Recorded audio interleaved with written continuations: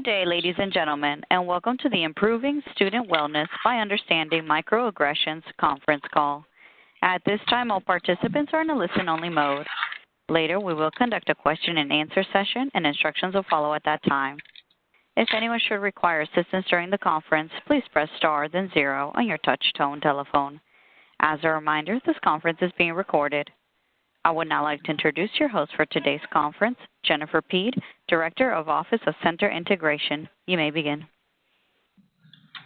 Hi, welcome, and good afternoon to everyone, and good morning to those far out west.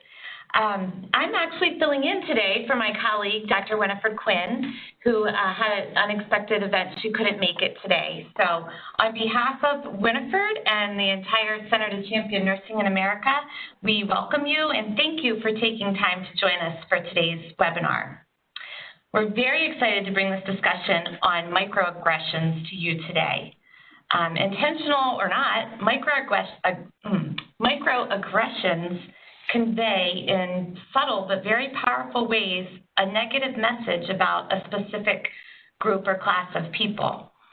Such interactions, whether they're verbal or physical, can hurt not only the person or people at the receiving end, but ultimately the community as a whole.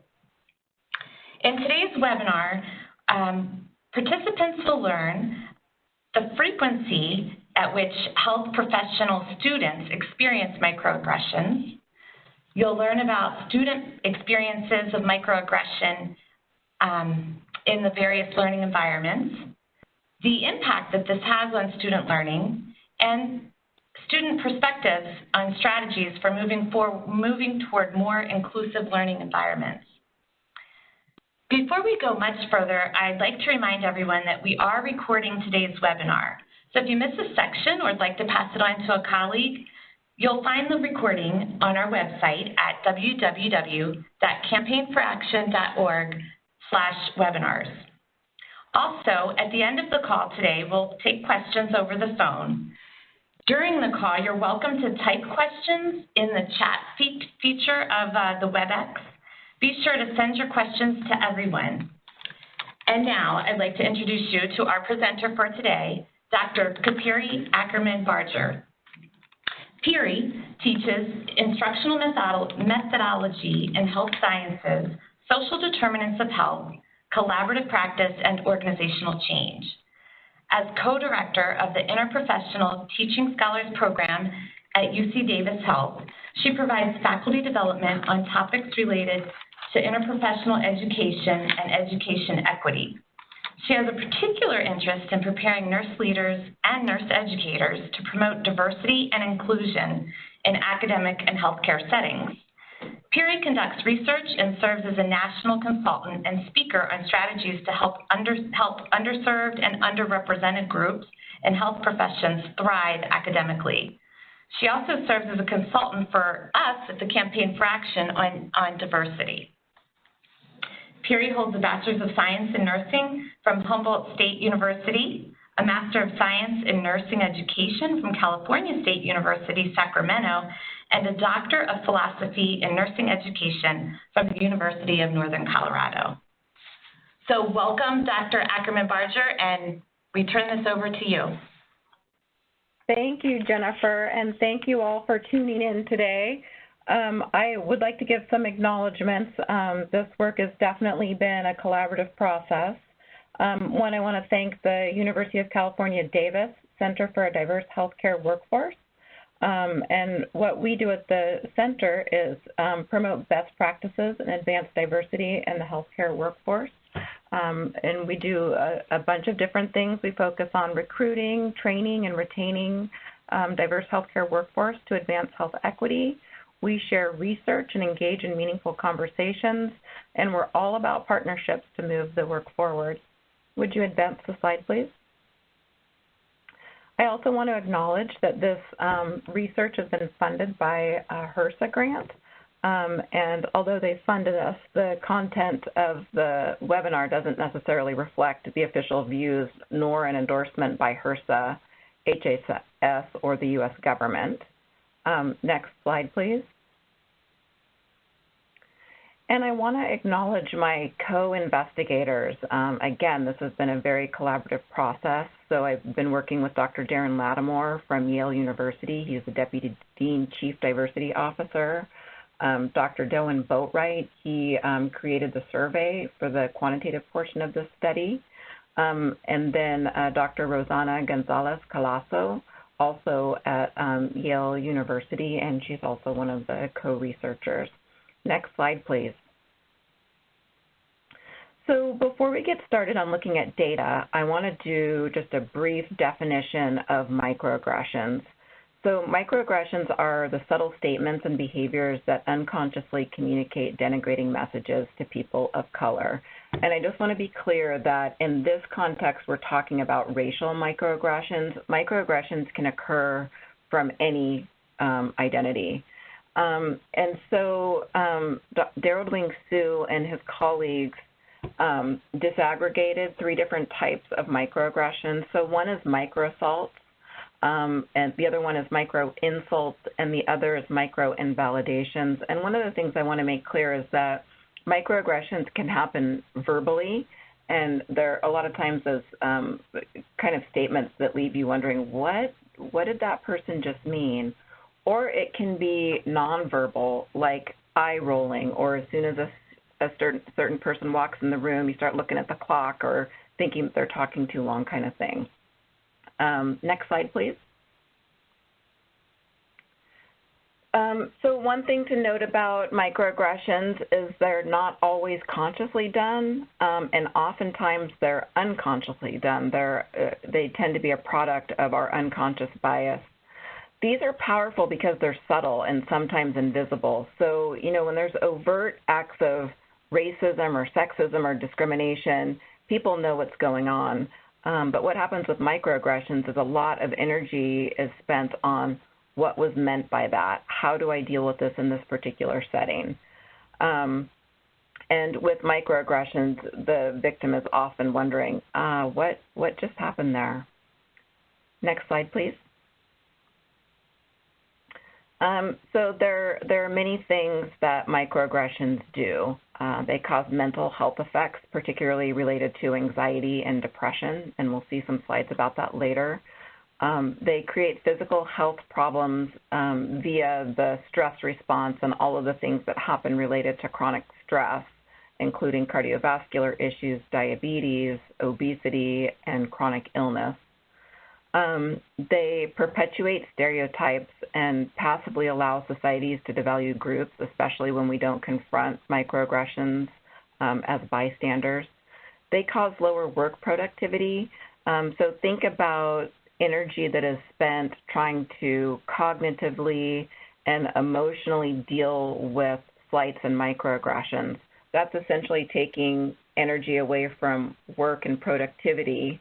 If you're in a nursing learning environment or in a health professions learning environment, it's taking energy away from learning and performing. And all of this it creates a pathway for inequities in education, employment, and healthcare, just to mention a few. Next slide, please. So we wanted to know more about microaggressions and specifically how they impact health profession students. So we did a mixed method study. I always like to do both a quantitative and qualitative. So quantitative helps us see frequency, prevalence, that kind of thing, and then qualitative allows us to do a deeper dive and really get a sense from the students themselves what the experiences were. So I'm going to go over the quantitative portion. Sample size, there are a bunch of numbers up there, and let me explain why. We've done a couple different versions of this study. So one had a sample size of 832 medical students, and they were contacted via Minority Medical Student Association. So the majority of folks that responded to that identified as a racial or ethnic minority. We also looked at this at University of California, Davis, which is my home institution. We had a sample size of 222. 133 of those were medical students, 58 were nursing students, and 31 were PA students. When we ran the numbers, they essentially they mirrored each other. I'm going to show you a slide that is an exception to that. However, with the smaller sample sizes, we didn't really have enough power to create a significant p-value. So I'm going to be showing you a majority of slides from the larger sample size. So as I said earlier, Dr. Doan Boatwright is the one that adapted several other surveys to create this one. He used the racial and ethnic microaggression scale and the institutional betrayal questionnaire. And we use standard frequency logistic regression model for the analysis. With the qualitative side, we had a sample size of 37. It was pretty much 50-50, if not just a little bit more because it's an odd number on the medical student side and nursing students. We used both interview and focus groups. I've had people ask me why we use two different styles, and essentially what it came down to is in a previous study we did that was similar to this, we found that there were some students who very much wanted to do it alone and confidentially, and we also had students that very much wanted to do it with a support team and a focus group. So we accommodated what students preferred to do. And then we analyzed the data using thematic analysis using the in vivo software. Next slide, please. So I'm going to go over the quantitative or survey portion of the study first. So essentially doing a deeper dive into the survey, we were looking at the relationship between microaggressions and student wellness and microaggression and school satisfaction. Next slide. Some examples of questions on the survey were, people are surprised by how well I speak English, or people mistake me for someone else who shares an aspect of my identity. Another one was, people imply I was admitted to medical or nursing school for reasons other than academic merit. And another example is, faculty have discouraged me from pursuing a medical or nursing field that interests me. Next slide, please. So we're going to look at some slides in a little bit that look at both wellness and school satisfaction, and they're in this color scheme. Next slide. So what you're looking at here is frequency of microaggressions, and this was from the sample of 832 medical students. So you'll see that there's definite right-sided skewing with the majority of our participants stating that they experience microaggressions almost daily, and many of them stating at least once a week or monthly. And then, of course, it tapers down. A very few percentage said never or less than once per year. Next slide.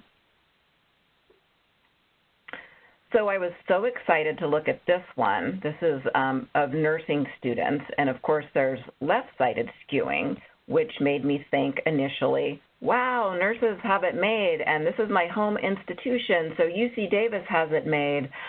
However, this is one of the slides that I'm putting out there as a pitch for when you might see the survey coming to your institution to share it. This is a sample of students who may have identified as being white and not necessarily underrepresented. You'll see of that 58, only 5 of them were Black and 10 of them were Latinx. And just a little bit of an aside, Latinx is something that has been used in the diversity and inclusion community as a non-gendered form of Latino, Latina. So I don't believe that this is a large enough sample size for us to really draw any conclusions. So we need more data on nurses specifically. Next slide, please. So here's a slide that shows why microaggressions were experienced. This is from the 832 medical students.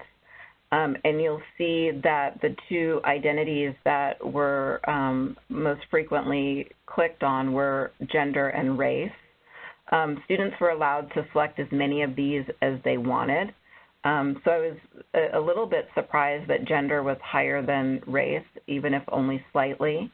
And then the other things that are there, even though they weren't chosen as often, I think that this shows the many different ways that people might be experiencing microaggressions. And I think that there's leverage in here when people can connect with that experience, whether it's around weight or height or religion, and saying this is what our underrepresented students of color are experiencing, that same feeling that you have when you're experiencing a microaggression based on this specific identity. Next slide, please. So this is same question. This was the nursing students, and the data is fairly similar. The one thing that is different or significantly different is the increase in age. So for the sample size of 58, it was gender, race, and age, and all of the other ones were fairly similar. Next slide. So we looked at microaggressions and the experience of wellness. So we're going to show some slides about that. Next slide. So what you're looking at here is what is called a dose-rate relationship. So essentially what you're seeing is that the more frequently students experience microaggressions, the more likely they were to show symptoms of depression. So this was definitely a significant and, I mean, not surprising, but yeah, definitely a significant finding. Next slide, please. So we also looked at microaggressions and medical school satisfaction. So the following slides will address that. Next slide. So for the next couple of slides, we're going to break up the data into what we're calling high frequency and low frequency. So once a week to almost daily, we called high frequency, and anything less than that, we called low frequency. Next slide. I would recommend my school to friends. So folks that had higher exposure to microaggressions were less likely to recommend their school to friends. Next slide. I would donate money to my school, another drop. The higher exposure, the less likely they were to feel inclined to donate money to their school.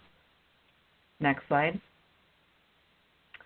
I have chosen to miss classes, and you'll see that there's a gap between that. So the higher the exposure to microaggressions, the more likely they were to miss class. This shouldn't be surprising, of course, if you're having a negative experience when you come to class or when you're having any interaction, you're likely to try to withdraw from that or to avoid that. But there was a significant p-value for this data. Next slide. I have considered withdrawing from school. Again, this had a significant p-value. And back to that notion of if you're having a negative experience, you're more likely to try to get away from that experience. So we may be losing students because they're experiencing microaggressions. Okay, next slide. So let's start to look at some of the qualitative data. So the reason that we looked at qualitative data was to explore how microaggressions are experienced by underrepresented health profession students specifically, and how they impact learning, academic performance, and well-being. Next slide.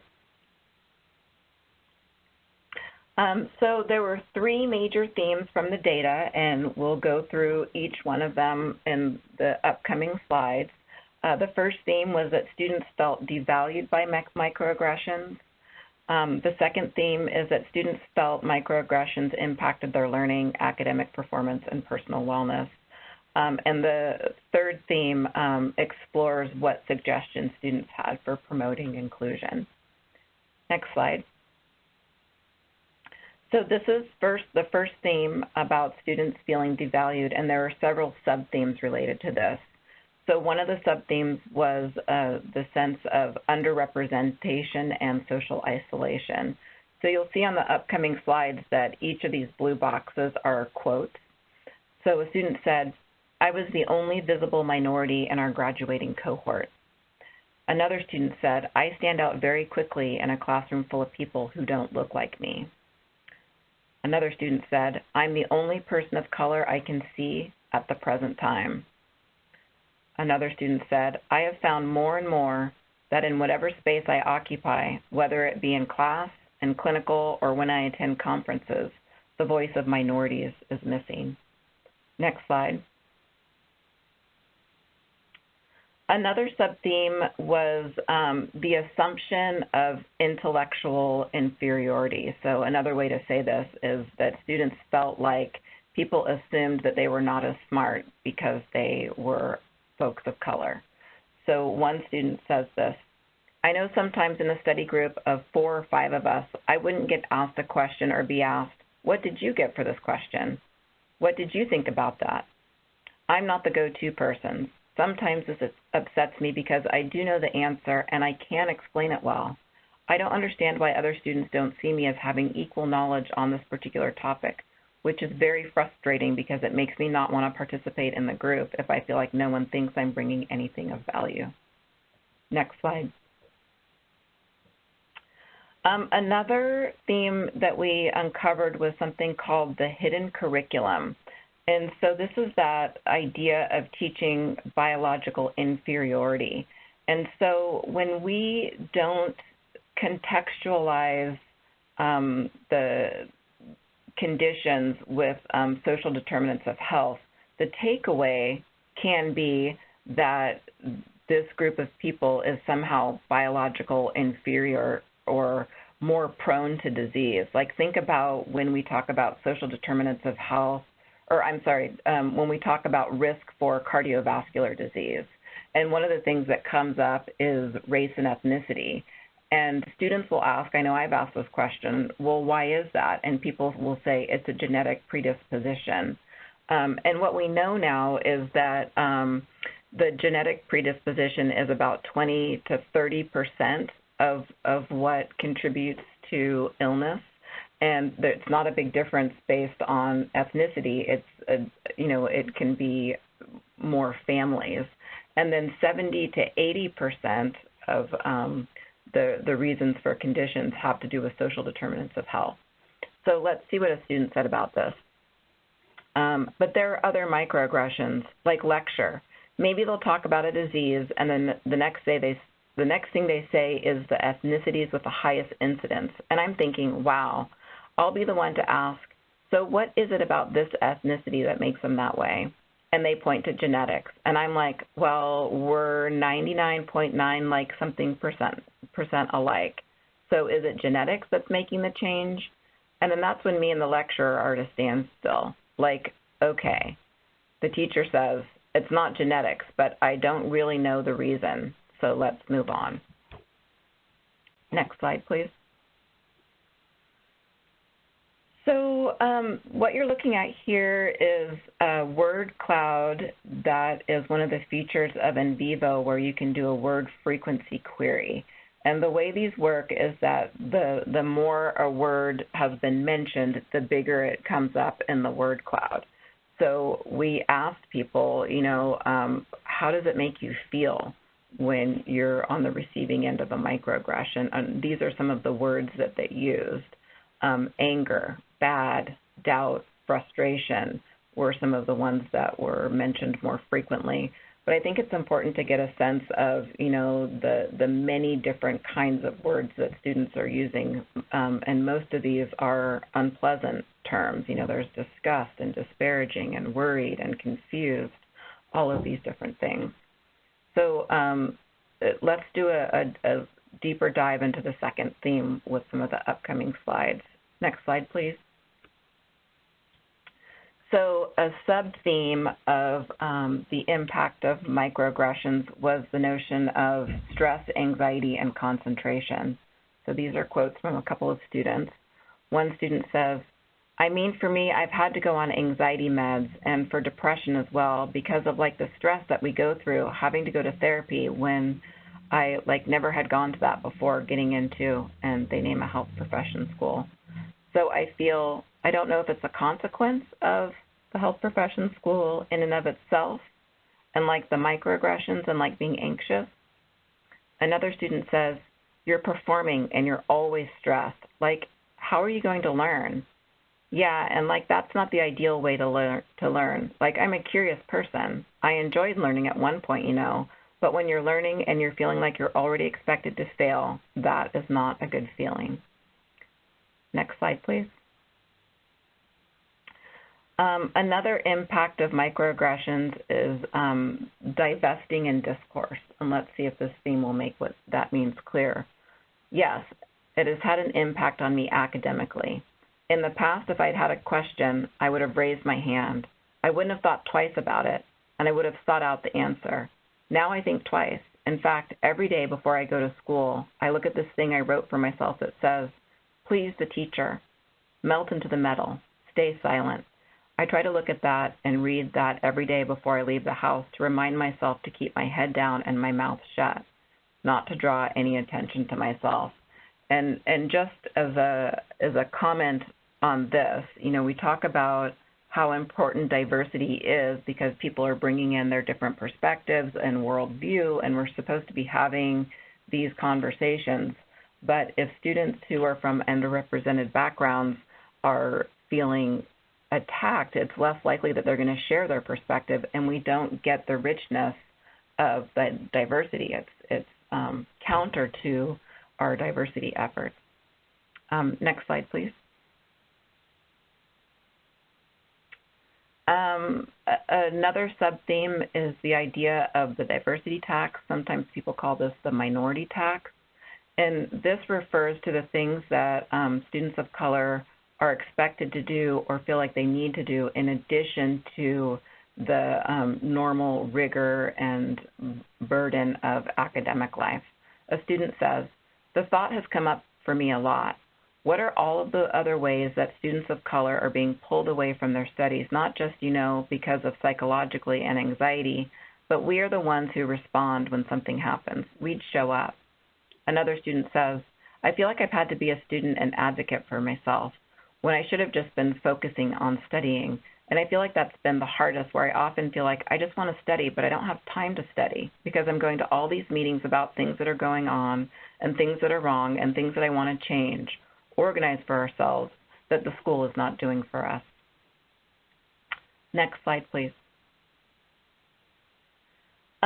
So one of the things I wanted to point out is that we oftentimes say that, well, students need to be more resilient. And, that is one small part of the equation. Yes, resilience can help students be successful, but there can be a cost for resilience for students as well. And let me show you some quotes that might help you understand that a little bit more.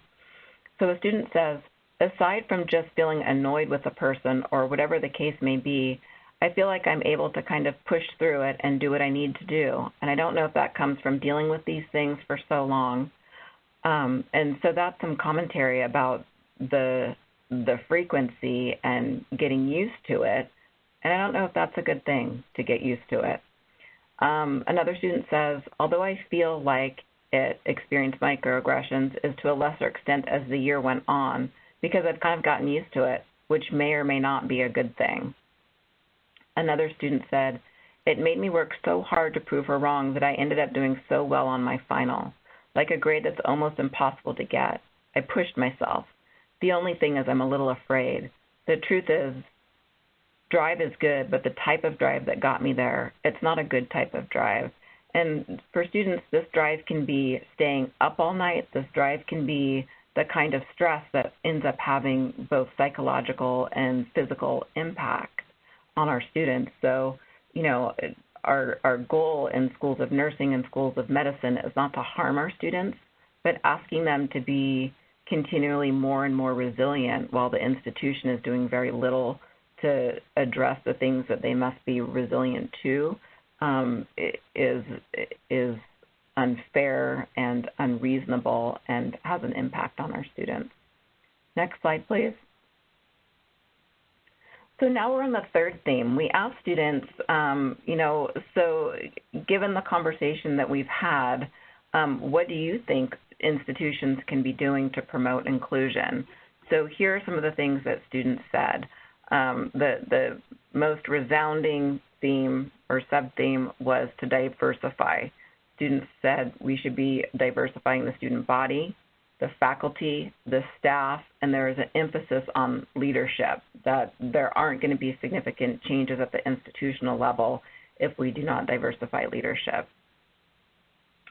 Next slide, please. Another thing that students said, and this relates to that previous slide about the hidden curriculum, students suggested curriculum reform.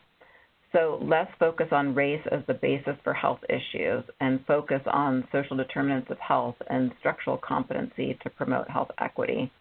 So a student says, we kind of missed the core of what we're talking about, and we're really talking about racism. And I think we should get back to having those really real, uncomfortable conversations. I feel like at such and such university, we are uncomfortable with having uncomfortable conversations. Next slide. Related to this, students wanted to have open conversations, and they felt that faculty should be more skilled. They should be more knowledgeable about issues of race, and they should be more skilled at facilitating conversations around race and ethnicity. And so a student referring to diversity and unconscious bias workshop said, and the people who won't show up are the ones that need it the most. So we must begin to make it something that they have to go to, or else they won't.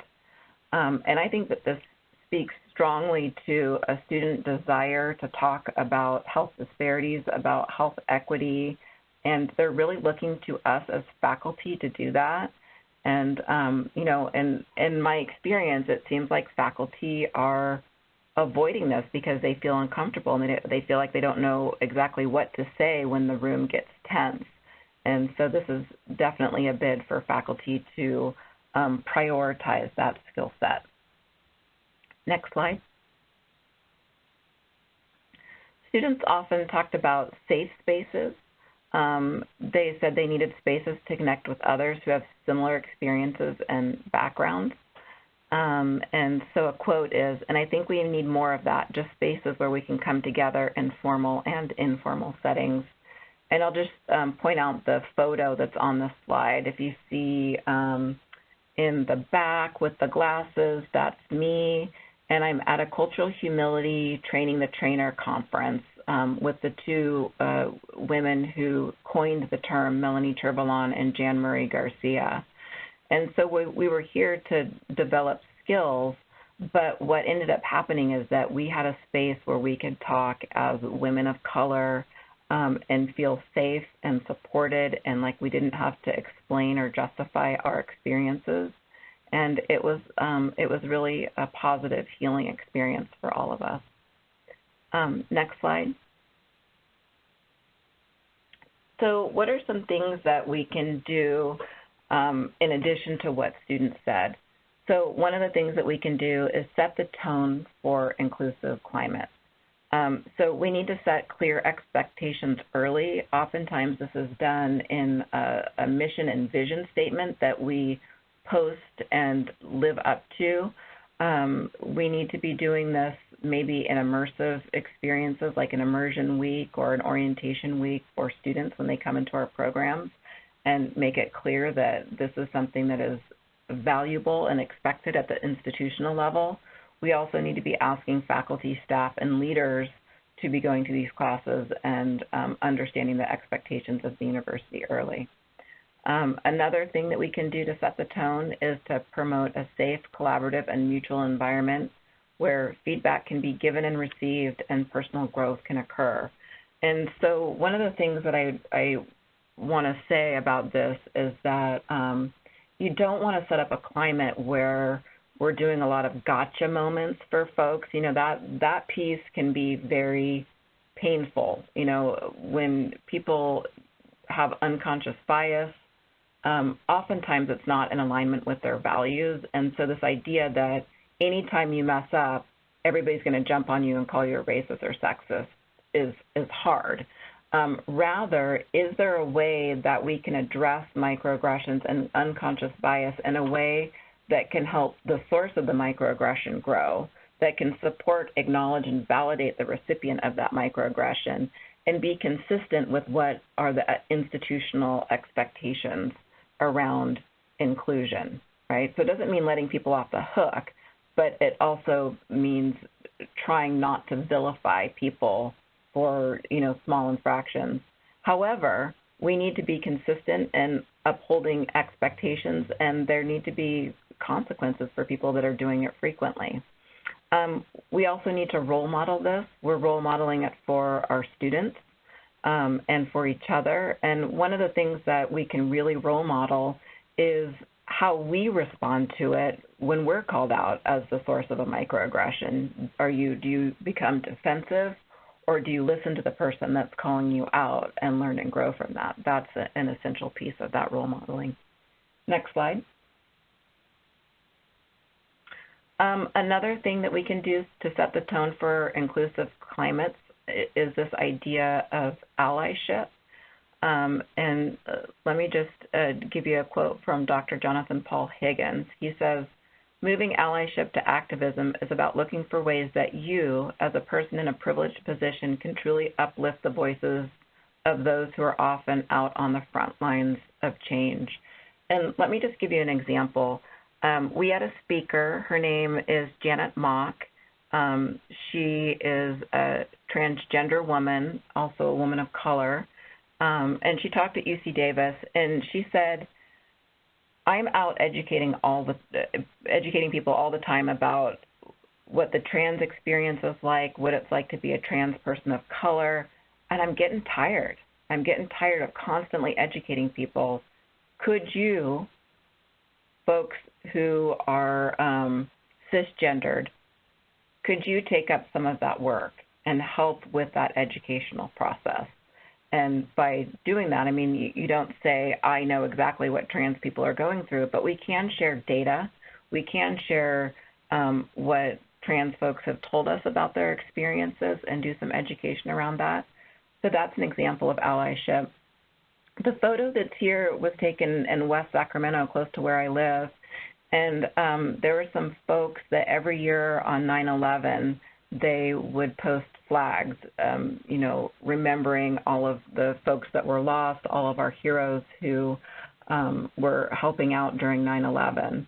And so this was put up after the Orlando shootings, which were primarily folks from the LGBT community. And, I love this idea of honoring people from the LGBT community who are hit hard by this, by the folks that were commemorating 9/11, not necessarily the same group of people who were victims of those events. But, when there's something happening to any of us, it's happening to all of us. Next slide, please. So what can you do as an individual? Recognize your bias, and that's often an unpleasant thing that we have to do frequently. One of the things I want to say, though, is that everybody has bias. It doesn't mean that you're a bad person. It means that you are a normal person. But what you do about it is going to make a difference in how your students are experiencing you, how the institution is experiencing you, and how you're contributing or not contributing to inequities in our country. Ask for and listen to feedback. So oftentimes students, I've had students that have caught me on some of the slang that I use. I'm from California. We use the word dude all the time. My kids sometimes call me dude, and I never thought about it. And somebody said, that's pretty genderized language, right? And of course, when I'm saying it, I kind of forgot that it was genderized language. But this was a time for me to step back and listen, like, oh, what I'm saying is having an impact on somebody else. I don't need to defend what I said. What I need to do is listen for that feedback. And then what can you do when somebody is pointing out to you that you might be the source of a microaggression? Apologize. And we have a weird relationship with apologies in our culture. Somehow, if you apologize, it's an admission of guilt or malintent. But really, apologize is more about acknowledging the experience of somebody else. So you might say something like, although that was not my intent, I see how what I said and what I did impacted you, and I'm sorry. Next slide. So there's some organizational strategies that we can put in place to promote inclusion, and this list is by no means exhaustive. But regular climate surveys, we should be doing these frequently. We should be transparent about the climate surveys, and once we get feedback from climate surveys, we should do something about it. It's not really okay to do a climate survey and say, oh, okay, that was interesting, and do business as usual. We need to try to mitigate some of the things that we're finding on our climate surveys. Trainings, mandatory unconscious bias trainings are becoming more and more popular around different institutions. That may be unconscious bias training around admissions or searches that are happening. And this can be a little tricky, you know. As soon as you make something mandatory, you're bringing in people that don't necessarily want to be there. I mean, all of us have to do, you know, sexual harassment training and HIPAA training, and you know, some of us are somewhat recalcitrant about it, and it's hard to get people to address their unconscious bias when they're feeling forced into a training. What's the answer to that? I honestly don't know. It's a dilemma. Schools should have clear reporting mechanisms, but also with the clear reporting mechanisms, it's not okay just to have the reporting mechanism with no follow-up. So there should be reporting mechanisms and accountability and consequences for frequent offenders.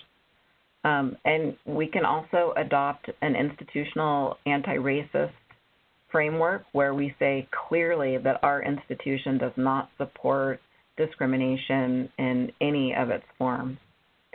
Next slide.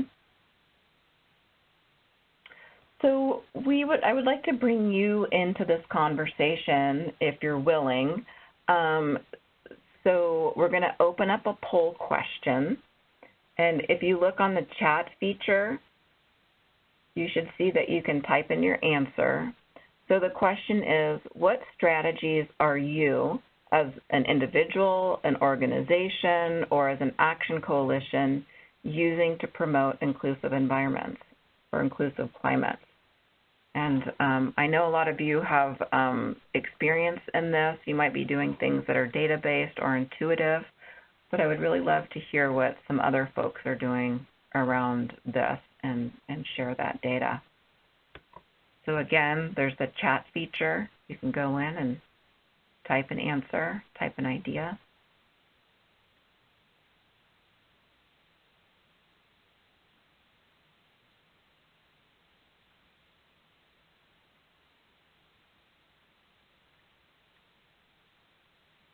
Scott, is the polling feature up and available to everyone? Yes, it is. Okay. And we have about 1 minute left to respond. Okay. So again, if you would be willing, I would really appreciate it if you shared strategies that you as an individual, an organization, or an action coalition are using to promote inclusive climates. Maybe it's interactions with students, maybe it's a policy that you have.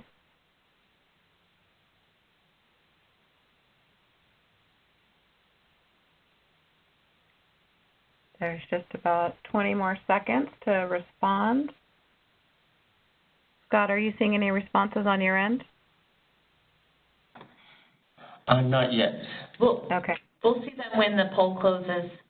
Oh, okay, I see.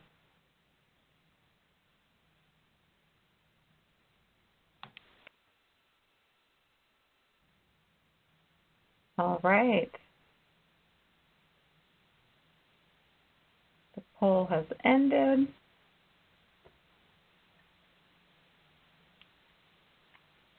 So I'm not seeing anything coming up. I don't know if we're having a technical issue or if nobody's in the mood to share.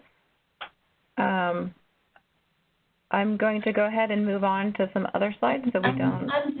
She's not muted. We're not muted. Oh, we're not muted. So we do have results. 16 people have responded, and we're going to publish those.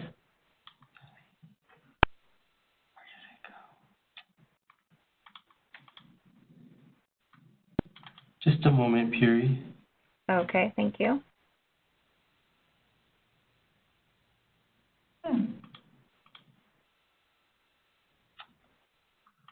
are we able to keep going and come back to the poll? Yes. Yes. Okay. So then next slide, please.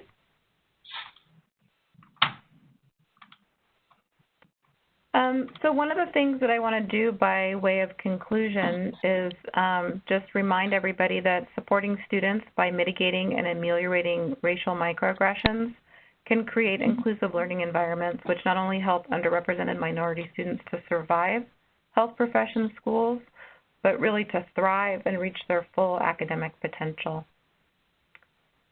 Next slide, please. And so a summary. Our students, a significant number of underrepresented students experience microaggressions. The data indicated that microaggressions are negatively associated with student wellness and satisfaction. We also found that underrepresented students experience a variety of microaggressions from multiple sources and in different settings. Many students perceive that microaggressions impact their learning. And finally, students bravely shared their experiences and offered solutions so that we can learn and move toward inclusive excellence. Next slide.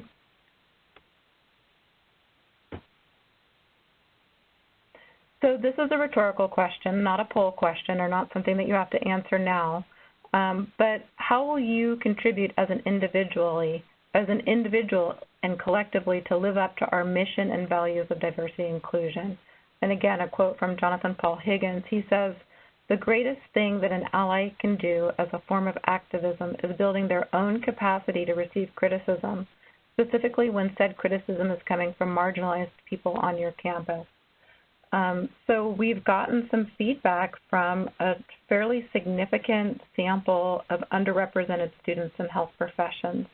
So again, rhetorically, what are we going to do about that? Next slide, please.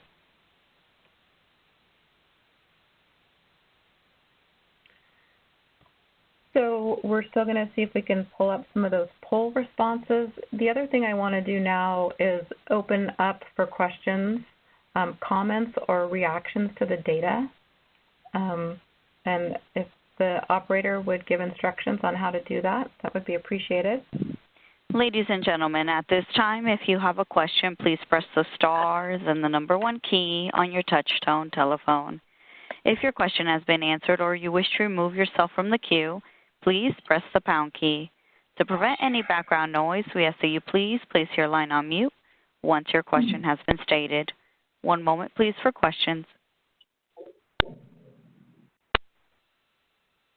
I can just read them. Or do you want to read them, Jen? As a reminder, ladies and gentlemen, if you have a question, please press the stars and the #1 key on your touch-tone telephone.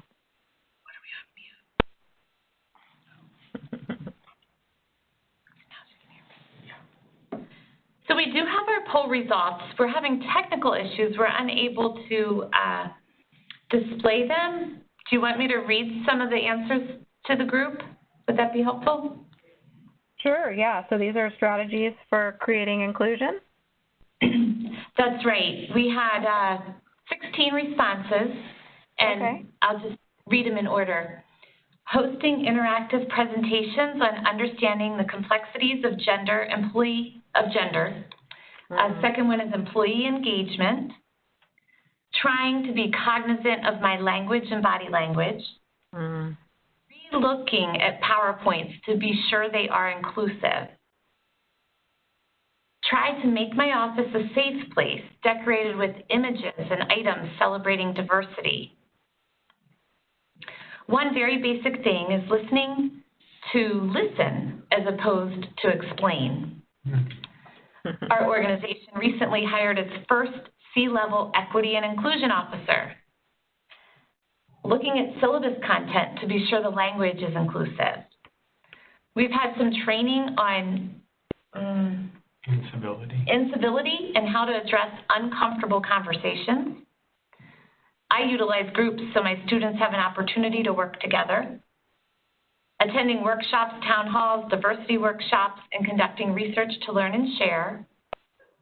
Stating intent for inclusion and inviting feedback if actions do not support intent. training courses, department requests for training, consultations, principles of community, part of the strategic vision goals, and more. As a college, we host 1-hour discussions by our Board of Diversity, Equity, and Inclusion once a month. As an individual, I'm seeking more information like this presentation. So thank you all for that. That feedback is very helpful. Yeah, that was amazing. Definitely some great expertise from participants. There are a couple of people that talked about using inclusive language on PowerPoints, in syllabi, etc. And one thing I want to point out about language is that language evolves over time.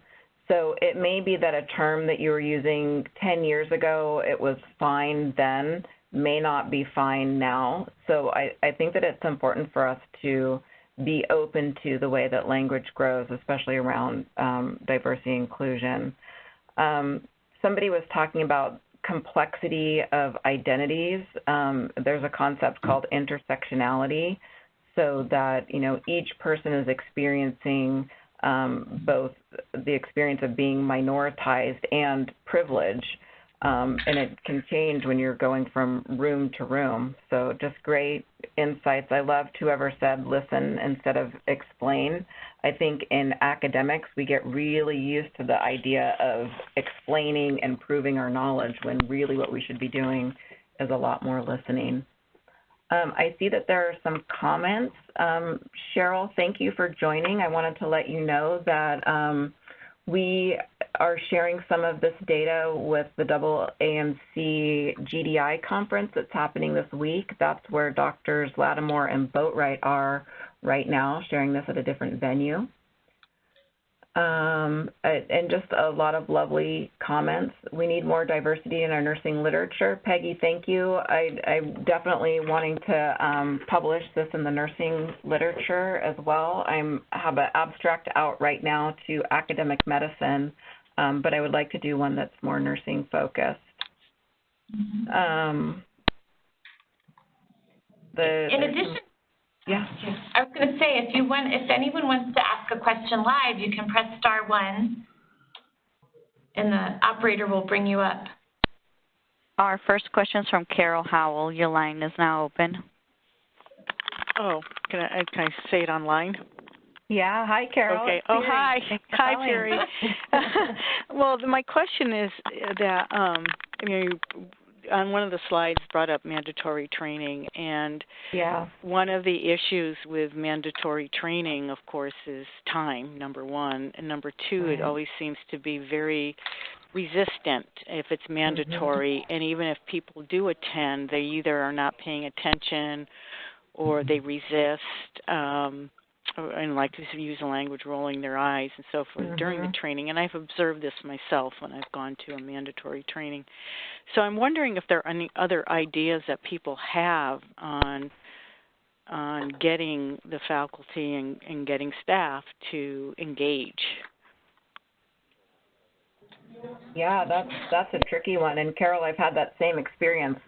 In fact, one recently where I was doing a mandatory unconscious bias training, and what folks will do a lot is they'll argue with the data. You know, there's always this piece about, oh, is that data accurate?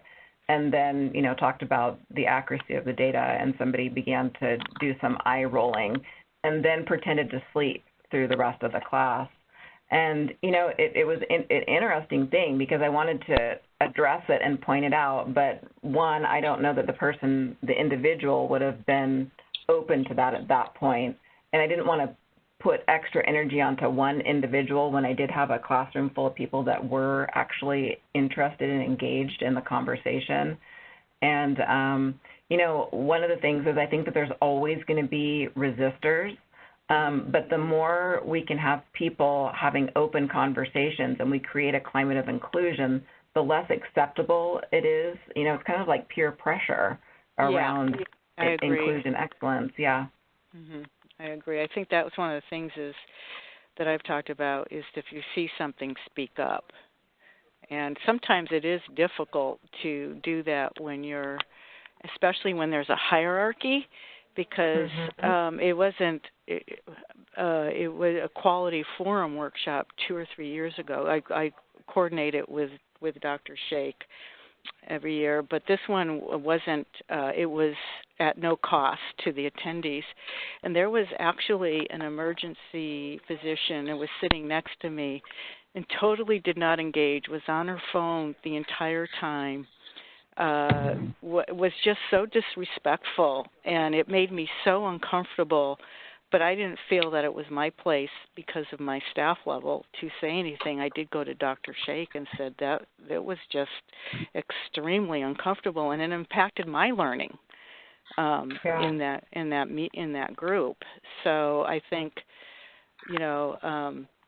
those who have the authority within their peer is to speak up. Yeah, absolutely. Thank you so much, Carol. Is there anyone else on the line, Jennifer or Scott? Read the chat question. At this time, I'm showing no further questions over the phone lines. I do see a question about can this presentation be made available for the audience? And this will be available on our website, and I think Jennifer will probably talk about the mechanics of that. I'll hand it back over to Jennifer Peed. Okay, great. Thank you. Thank you, Dr. Ackerman-Barger, and thank you to everyone on the call today and the rich discussion that followed. If you did miss a section or you'd like to share this with a colleague, you certainly can find the recording of our webinar on our website. It takes about a week to post, so it'll be there in a week at www.campaignforaction.org/webinars. And while you're on our website, we encourage you to sign up for our weekly update. The Campaign for Action has a weekly update, an email of all of our exciting offerings and future topics. And feel free to join us on Twitter, Facebook, and follow along. So thank you and have a wonderful afternoon. Thank you. Bye-bye. Ladies and gentlemen, thank you for your participation in today's conference. This concludes the program. You may now disconnect.